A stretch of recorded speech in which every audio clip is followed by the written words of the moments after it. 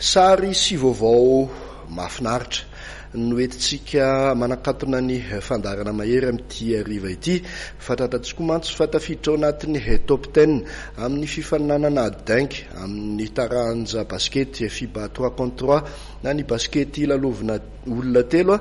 Ilay mpilalao malagasy milalao amin'ny ekipan'ny gendarmerie pirenena na ny GNBC Fabrice larana faharoa tao anatin'ireo 10 misafidianana moa i Fabrice tamin'ity fifaninanana dingue ity. Arahantsika ao anatin'ny fanadihadiana tsy haiko teniteny ary ny zava-bitany Fabrice tamin'izany fifaninanana dingue izany.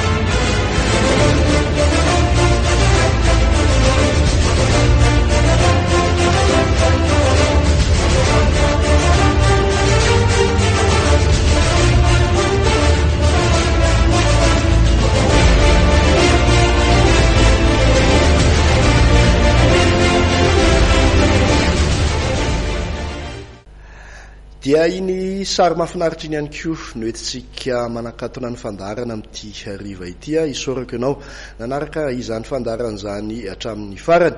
Mialoha ny hisarantsika nefa dia tsy haiko ny tsy hisaotra ireo namana teknisianina niarana natontosa ny fandarana tamin'ny tenako. Ialay no naka ny sary, Romain no nandrindra ny sary sy feo, Hervé kosa no napita ny sary sy feo.